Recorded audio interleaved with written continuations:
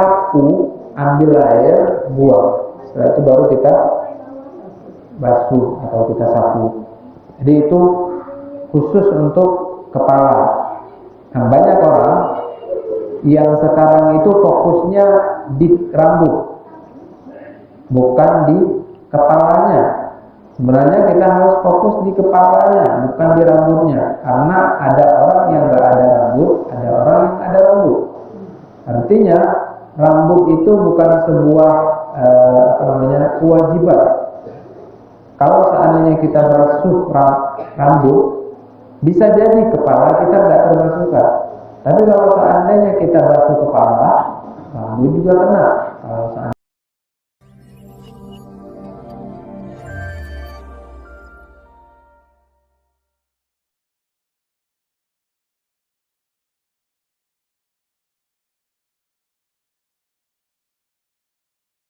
Masyaallah muslimin, jamaah salat maghrib menjelang isya yang dirahmati Allah Subhanahu wa taala. Selanjutnya, kesalahan yang banyak kita lakukan ketika berwudu itu adalah mengelap wudu. Jadi kita udah wudu, air yang ada di muka atau kita itu kita lap pakai handuk. Nah itu sebenarnya tidak diperkenankan, walaupun sebenarnya hadis untuk mengelap itu tidak ada. Cuma ada hadis yang mengatakan bahwasanya kesalahan kita akan gugur dengan tetesan-tetesan air wudu. Kalau kita lap air wudu kita, berarti tetesan itu sudah tidak ada. Maka dianjurkan untuk tidak mengelap wudu dengan kain atau handuk. Kalau seandainya kita wudu, setelah itu ada air-air yang tersisa membuat kita agak sedikit risih, itu tidak apa-apa dengan tangan kita. Tapi ini posisinya ngambil handuk sengaja memang kita lap, itu juga tidak dianjurkan. Biarkan air wudu itu mengalir. Semoga dengan wudu itu dosa-dosa kita bisa gugur. Seperti itu. Selanjutnya, kesalahan yang banyak kita lakukan ketika berwudu adalah melafalkan niat. Nawaitu wudu'a liraf'il hadatsil asghari. Nah, itu sebenarnya tidak mesti harus kita lafalkan. Kita sudah berniat di dalam hati, maka itu juga sudah termasuk niat. Nah, niat itu mahalluha fi qalb. Niat itu tempatnya di hati. Contoh misalkan saya berniat mau ngasih duit untuk anak-anak. Niat pertama saya adalah pergi ke depan mau ngasih untuk anak-anak. Posisinya duitnya itu 10.000. Waktu saya keluar ke depan, tiba-tiba ada cilok kesukaan saya. Niat pertama saya itu adalah ngasih duit untuk anak-anak. Tapi karena ada cilok, niat saya akan berubah. Apakah niat pertama dengan niat kedua itu kita sebutkan? Tidak. Otomatis tidak. Niat itu di dalam hati. Makanya tidak mesti harus kita melafalkan niat itu juga tidak apa-apa. Apalagi kalau seandainya posisinya dalam WC, kita hafalkan niat lagi. Nah, niat itu sebenarnya mahalluha fi qalb, tempatnya itu di hati. Cukup kita berniat bahwasanya kita mau berwudu dengan bahasa Arab boleh, atau dengan bahasa Indonesia, atau dengan hati kita, saya mau berwudu, udah langsung melakukan. Seperti itu. Berarti bukan niat bagi anak-anak. Maksudnya apa? Nah, maksudnya kita kan bisa tahu bahwasannya niat kita pertama itu apa. Setelah itu karena ada sesuatu, maka niat pertama itu tidak terlakukan. Artinya niat itu kan bukan kita sebutkan saya mau ngasih duit sama anak-anak, enggak kita sebutkan dengan kata-kata atau dengan mulut kita, tapi kita ambil duit keluar langsung. Tiba-tiba ada cilok kesukaan kita beli. Enggak jadi niat untuk ngasih anak-anak, kita beli cilok, seperti itu. Artinya niat itu adalah di hati, bukan dilafazkan. Seperti itu. Selanjutnya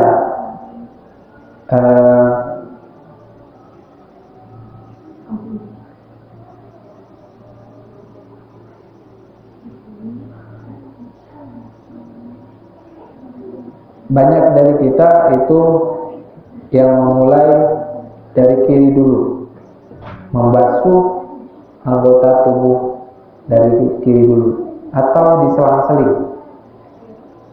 Jadi tangan atau kaki itu ketika kita membasuhnya, kita harus membasuh satu persatu. Kaki kanan dulu, baru kaki kiri dulu. Tangan kanan dulu, baru tangan kiri dulu. Gak boleh kita basuh tangan kanan satu kali, tangan kiri sekali, tangan kanan sekali, tangan kiri sekali. Udah berapa? Dua, tangan kanan lagi sekali, tangan kiri. Enggak boleh diselang-seling atau tidak dari kiri dulu. Jadi selesaikan tangan kanan dulu, sempurnakan wudhu kita sampai batasan-batasan yang ditetapkan sama Allah.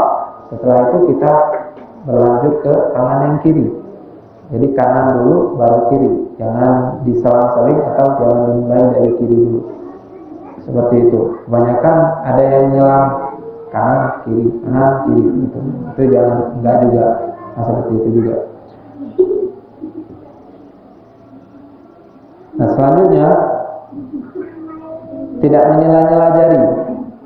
Kita tahu bahwa anggota tubuh kita itu kalau seandainya lagi kering, dia tidak akan mengalir air dengan sendirinya ke anggota tubuh kita itu. Bagaimana caranya? Kita bawa air itu supaya terbasuhkan dengan anggota tubuh kita itu. Salah satunya dengan kaki, di kaki. Ketika kita mau mengalirkan air ke kaki kita itu, pastikan kaki kita itu sampai ke batasan daripada kaki yang diwajibkan. Kalau seandainya kita hanya buka keran terus kaki kita sodorkan, maka jari-jari atau ada beberapa tempat yang memang tidak terbasuhkan karena dia benar-benar kering. Kalau kering banget kan dia akan membuat sebuah kayak anak sungai gitu, dia nggak langsung penuh langsung, dia akan membuat jalurnya sendiri, jalur air sendiri, sehingga tidak semua terbasuhkan. Makanya itu harus kita perhatikan juga untuk posisi menyempurnakan yang namanya wudhu kita. Setelah itu mencuci kepala. Sebelumnya saya sudah pernah juga mengatakan bahwasanya di dalam ayat ini yang sudah saya bacakan pertama kali, famsahu biru'usikum, basuh itu bukan mencuci. Kalau seandainya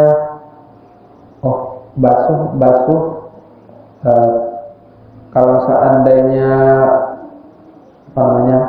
kepalamu itu sapu, artinya kalau membasuh ambil air kita basuh atau kita cuci secara langsung, dan turun dari keran langsung kita cuci.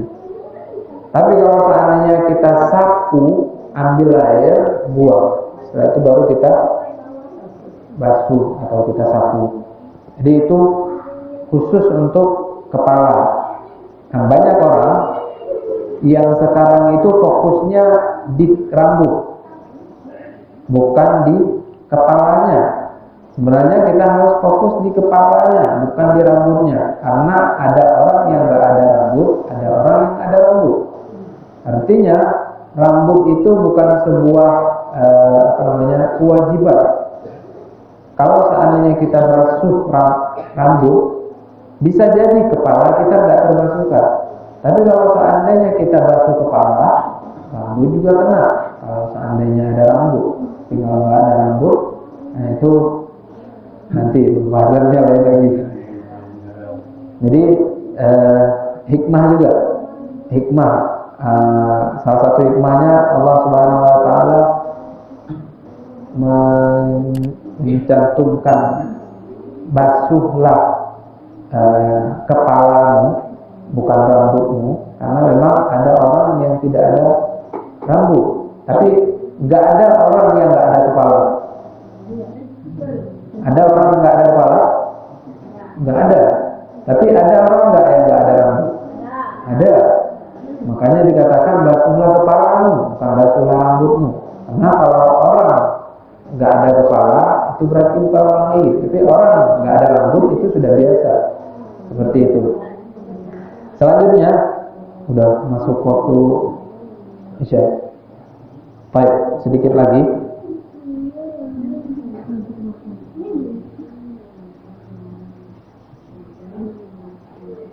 Wudu sambil ngobrol. Nah, ini dia. Ini keseringan. Gak boleh wudu sambil ngobrol. Kita fokuskan di wudunya. Ini wudu sambil ngobrol. Apalagi nanti ada wudu sambil ngopi. Ngopi ya, wudu. Nah, ada lagi wudu dia nyerumput dulu satu. Nah, itu jangan. Itu kesalahan juga. Fokus kepada bagian anggota tubuh kita supaya ada anggota tubuh yang terbasuhkan. Semua anggota tubuh kita itu terbasuhkan dengan wudu kita. Selanjutnya bangun pagi. Ini biasanya bangun pagi banyak kita yang ambil air berwudu atau cuci muka dulu. Bangun pagi itu kalau bisa kita cuci tangan dulu. Kita dulu mau berwudu atau mau cuci muka, silakan langsung cuci muka. Tapi utamakan jangan mencuci muka dulu. Cuci tangan dulu, setelah itu baru cuci muka. Atau setelah itu kita berwudu dengan wudunya Rasulullah SAW. Nah, sebelum kita akhiri, di dalam ayat ini saya mau sedikit menjelaskan para penjabaran sedikit wudu yang memang betul-betul harus kita pahami. Di dalam ayat ini atau kewajiban kita di wudu itu ada 4 anggota tubuh yang harus kita lakukan. Yang pertama adalah famsahu biwujuhikum, cuci muka. Nah, ketika kita cuci muka, posisinya itu adalah akhir daripada, kalau di atas ini akhir daripada rambut sini, akhir daripada rambut.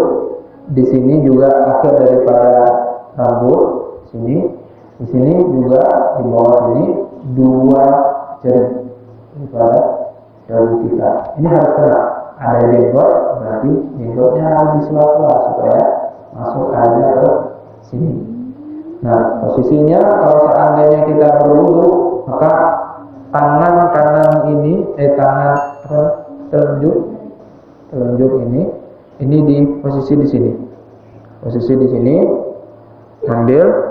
Setelah itu tangan ibu jari ini di belakang kuping, di belakang telinga, supaya ini. Jadi semuanya ini terbasuhkan. Kita seperti ini.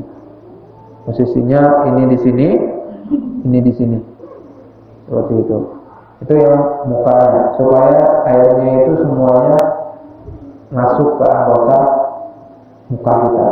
Selanjutnya famsahu bi aidikum ila marafiq. Jadi posisinya tangan sampai siku. Yang harus kita pahami bahwa bukan dari sini ke sini. Ini banyak orang yang wudu dialirin dari sini dulu ke sini. Itu salah. Karena ayatnya famsahu aydiyakum, ini ya, ini kafun namanya telapak tangan. Seluruh ini ya. Iya dulu, ini semuanya. Ini mirfaq. Jadi dari sini ke sini ini mirfaq. Otomatis dari sini ke sini kita wudunya, bukan dari sini ke sini. Nah, kita ambil air, bukan kita alirin dari sini, tapi kita ambil air dari sini. Seperti itu. Jadi dari sini sampai ke siku. Seperti itu. Jangan kembali dari siku dulu ke itu banyak juga ya salah.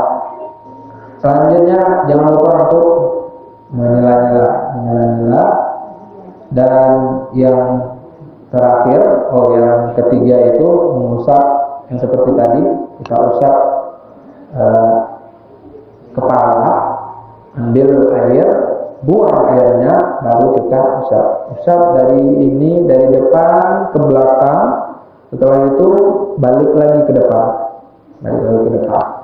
seperti itu. Setelah itu baru langsung kita ini telinga juga, seperti itu mengusap kepala. Ini dengan sendirinya akan terusapkan rambut juga, dan kaki kita juga sudah jelas. Itu yang kaki sampai tumitnya itu harus benar-benar kena air, sampai kena air. 4 itu adalah bagian wajib yang memang harus kena air. Kalau seandainya kita sedikit banget airnya itu hanya 1 botol aqua,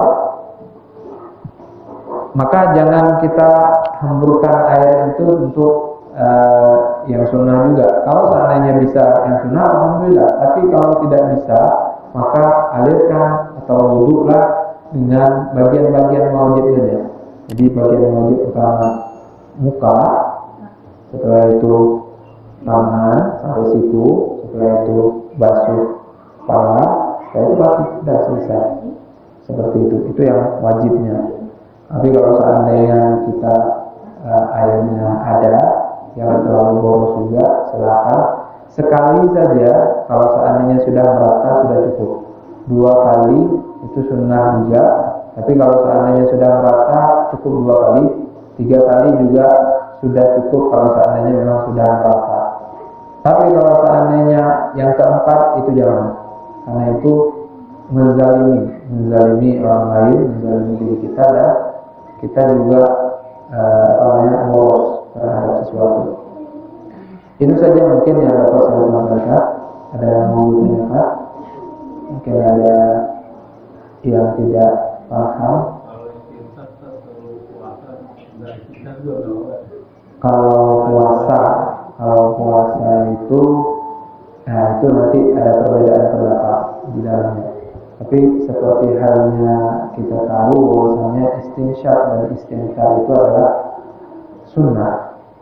Namun ketika puasa takut masuk air ke dalam itu, maka jangan kita istinsyaq. Seperti itu. Apalagi kalau seandainya lagi siang duhur itu, enak nih istinsyaq. Jangan ini juga. Baik, siapa? Nah,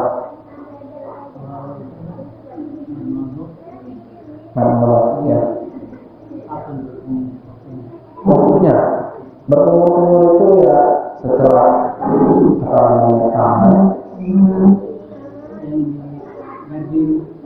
Oh yang ini itu enggak dianjurkan untuk ini.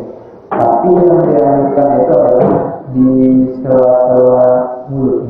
Kalau bisa ketika kita mabok atau ketika kita kumur-kumur, kita masukkan jari-jari kita untuk menghilangkan itu. Sedangkan untuk mengamuk itu juga tidak diwajibkan atau tidak. Kalau seandainya mau, takutnya ketemu juga, nggak diharuskan. Nah, kalau seandainya kita benar-benar yakin bahwasanya gara-gara ini kita susah, maksudnya ada yang tersangkut, akhirnya kita mau seperti itu, ya itu tidak apa. Seperti itu juga tidak diharuskan kalau seandainya semuanya harus dilakukan. Yang harus kita lakukan, atau kalau seandainya kita mau mabuk kita itu benar-benar hilang, di rongga ini juga tidak ada setan-setan. Jadi ketika kita berkumur-kumur itu kita masukkan jari kita supaya membersihkan lendir-lendir yang ada di sekeliling mulut, dan juga membersihkan kotoran-kotoran yang ada di gigi kita. Itu saja. Mungkin ada lagi yang mau ditanyakan? Nah, kita cukupkan mungkin sampai di sini saja. Nakhtatim doa kafaratul majlis. Subhanakallahumma bihamdika asyhadu an la ilaha illa anta astaghfiruka wa atubu ilaik.